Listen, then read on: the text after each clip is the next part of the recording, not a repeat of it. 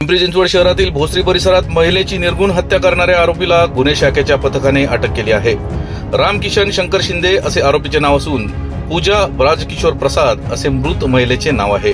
भोसरी परिसरात 10 दिवसांपूर्वी पूजा प्रसाद नावाच्या महिलेची एका अज्ञात आरोपीने गळा चिरून हत्या करण्यात आली होती आणि आरोपी घटनास्थळावरून फरार झाला होता। आरोपीचा शोध घेण्यासाठी पोलीस आयुक्त अंकुश शिंदे यांच्या मार्गदर्शनाखाली गुन्हे शाखेच्या आणि गुंडा विरोधी पथकाच्या टीम तयार करण्यात आल्या होत्या। परिसरातील सीसीटीव्ही चेक करत आरोपीचा शोध पोलिसांनी लावला आहे।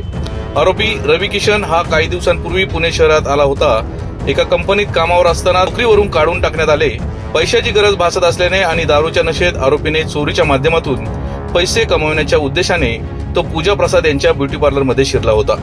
आरोपीकडे चाकू असल्याने त्याने महिलेला गळ्यावर वार करून महिलेची हत्या करत 10,000 रुपये चोरून तेथून पळ काढला होता। मात्र पिंपरी चिंचवडच्या गुन्हे शाखा आणि गुंडा स्क्वॉडच्या टीमने आरोपीला बेड्या ठोकत गुन्हा उघडकीस आणला आहे।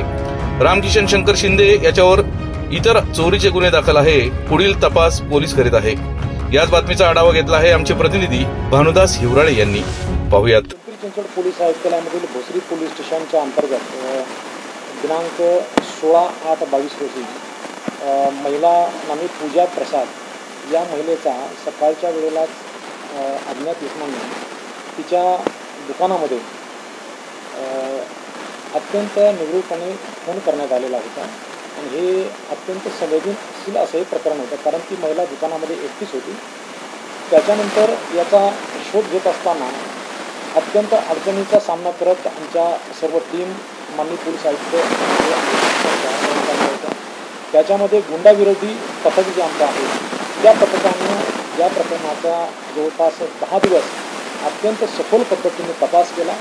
याच्यामध्ये जो संशयित आरोपी होता त्याच्या बाबतीमध्ये तांत्रिक विश्लेषण करून तसेच CCTVचे फुटेज पाहून 10 दिवसामध्ये तपास केल्याच्या नंतर आम्हाला एक बातमी मिळाली की अशाच प्रकारच्या आरोपीने पुन्हा ग्रामीण हद्दीमध्ये रांजणगावच्या परिसरामध्ये देखील एक गुन्हा केलेला आहे आणि त्या गुन्ह्याची माहिती आमच्या पथकाने घेतल्याच्या नंतर त्याच्यामध्ये तांत्रिक विश्लेषण करून त्या आरोपीची आम्हाला माहिती मिळाली आणि तांत्रिक तपासून आम्ही माझ्या गुंडाविरोधी पथकाने त्यांना ताब्यात घेण्यात आलेला आहे। संबंधित जो आरोपी आहे त्याचं नाव रामकिशन शंकर शिंदे असं त्याचं नाव असून तो काही दिवसापूर्वी या परिसरामध्ये कंपनीमध्ये सिक्युरिटी गार्डच्या कामासाठी आलेला होता आणि त्याच्यानंतर त्याला कामावरून काढून टाकल्याच्या नंतर वैफल्य झाल्याच्या नंतर त्याने दारूची नशा सुरू केली आणि त्याच्यामध्येच पैशाची गरज भासल्यामुळे त्याने एक चाकू विकत घेतलेला होता आणि चाकूने रॉबरी करण्याच्या उद्देशाने तो परिसरामध्ये फिरत होता आणि ज्यावेळेला त्याला अशी ही एकटी महिला दुकानामध्ये दिसली त्यावेळेला त्याच्या मनामध्ये रॉबरी करून लुटमार करण्याच्या उद्देशाने तो आतमध्ये घुसला आणि जेव्हा त्या महिलेला त्याने पैसे मागितले आणि तिने विरोध केला त्याच्यानंतर त्या महिलेवरती चाकूने त्याने हल्ला केला आणि त्याच्यानंतर पळून गेलेला होता। सदर इसम जो आहे तो हॅबिच्युअल ऑफेंडर आहे। याच्यापूर्वी देखील त्याने वेगवेगळ्या ठिकाणी गुन्हे केलेले असून एकूण 3 गुन्हे त्याच्यावर दाखल आहेत।